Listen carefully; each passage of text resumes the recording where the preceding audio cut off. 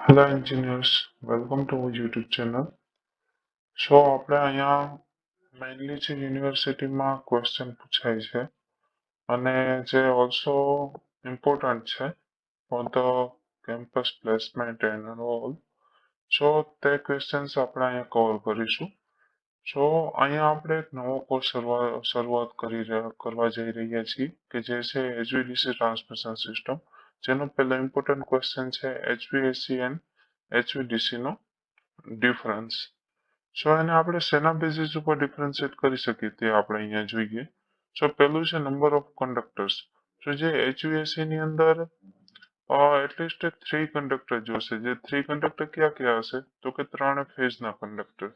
જ્યારે HVDC સિસ્ટમની અંદર એના ઘણા બધા એના ટાઈપ્સ છે અથવા તો એની લિંક્સ છે HVDC ની, જે મોનોપોલાર છે, બાયપોલાર છે, એક્સેટ્રા બધું.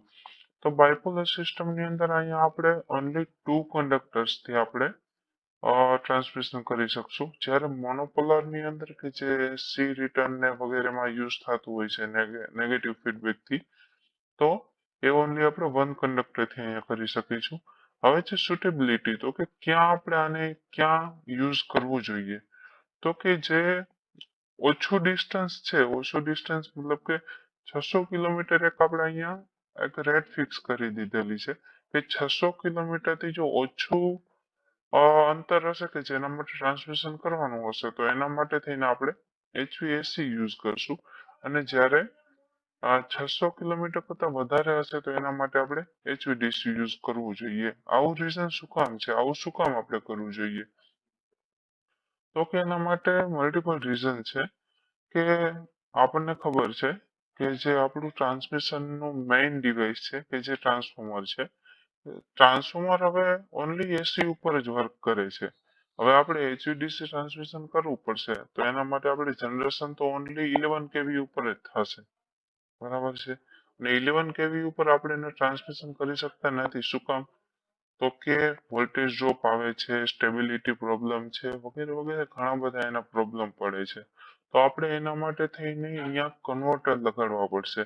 હવે જો કન્વર્ટર લગાડશું અને ઓછું ડિસ્ટન્સ હશે તો એના માટે ઈ કોસ્ટ બહુ ઘણો બધો હશે અને હાર્મોનિક્સ ને વગેરે વગેરે સ્ટેબિલિટી પ્રોબ્લેમ ને ઘણા બધા પ્રોબ્લેમ પડે છે.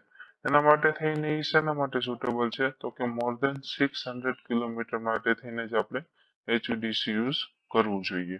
હવે કોરોના લોસ શું કહે છે? તો કે કોરોના લોસ એસી સિસ્ટમની અંદર વધારે હશે અને જ્યારે કમ્પેરેટિવલી HVDC ની અંદર શું હશે? તો કે કોરોના લોસ લેસ હશે. હવે એનું રીઝન શું છે? તો કે કોરોના લોસ જે છે તે ડાયરેક્ટલી પ્રોપોર્શનલ ટુ ફ્રીક્વન્સી છે. અને આપણને ખબર છે કે એસી ની અંદર ફ્રીક્વન્સી 50 હર્ટ્ઝ હોય છે. હવે સ્કિન ઇફેક્ટ છે. સ્કિન ઇફેક્ટ આપણે શું કહે છે? તો કે સ્કિન ઇફેક્ટ ની અંદર આપણે જે એસી સિસ્ટમ હશે, એસી ની અંદર આપણે ઇમ્પિડન્સ હશે. ઇમ્પિડન્સ કયા કમ્પોનેન્ટ બનેલું છે? તો કે રેઝિસ્ટન્સ પ્લસ રિએક્ટન્સ. તો કે જ્યારે રિએક્ટન્સ એસી ની અંદર બહુ વધારે હશે ત્યારે જે કરંટ રહ્યો ને એ કંડક્ટરની બહારની સરફેસ માંથી જ ઓનલી ફ્લો થશે, જ્યારે કોરમાંથી નહીં થાય. તો એક આપણે જોવું તો વર્ચ્યુઅલ એનો ડાયામીટર ઓછો થઈ ગયું કે જેના કારણે કંડક્ટર ગરમ થશે અને એના વધારે લોસીસ થશે. આવું બધું થશે. એટલે HVAC માં સ્કિન ઇફેક્ટ પ્રેઝન્ટ હશે. જ્યારે આની અંદર HVDC ની અંદર સ્કિન ઇફેક્ટ એકદમ આપણે હશે નહીં, એટલે નો સ્કિન ઇફેક્ટ હશે. અને અહીંયા જે આપણે કરંટનું ડિસ્ટ્રીબ્યુશન થયું કેવું યુનિફોર્મ થતું હશે. હવે કંડક્ટરનો ડાયામીટર છે. કંડક્ટરના ડાયામીટરમાં શું છે? તો કે require the conductor of the large diameter. HVAC ની અંદર આપણે લાર્જ ડાયામીટરનો કંડક્ટર જરૂર પડશે. શું કામ? તો કે સ્કિન ઇફેક્ટના લીધે. અને સ્કિન ઇફેક્ટ માટે તમે આગળ આપણને ખબર જ હશે કે એનું સોલ્યુશન શું છે? તો કે આપણે બંડલ્ડ કંડક્ટર યુઝ કરવા જોઈએ. બરાબર છે. હવે HVAC ની અંદર રિલેટિવલી સ્મોલર હશે. હવે જે વોલ્ટેજ આપણે HVAC માં ટ્રાન્સમિશન કરશું એ જ વોલ્ટેજ લેવલ આપણે DC માં ટ્રાન્સમિશન કરશું ને તો કમ્પેરેટિવલી એનો જે કંડક્ટરનો ડાયામીટર જે જરૂર પડશે એ કેવું હશે? તો કે લો ડાયામીટર હશે. બરાબર છે. હવે right of way. The right of way is broader for HVAC and right of way is narrower for the HVDC. હવે cost.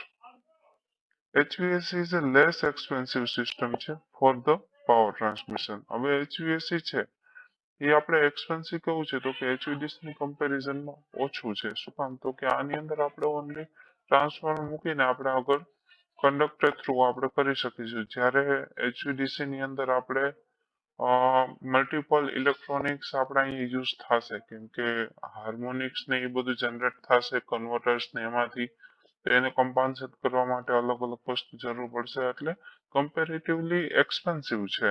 HVAC ની કમ્પેરિઝનમાં કેવું છે તો કે HVDC કેવું છે તો કે મોંઘું છે આપણે. હવે કમ્પેન્સેશન આની અંદર જરૂરી છે HVAC માં અને કમ્પેન્સેશન HVDC ની અંદર જરૂરી નથી. ઓકે સો આપણે હવે નવા વિડીયોની અંદર મળીએ નવા ટોપિક સાથે.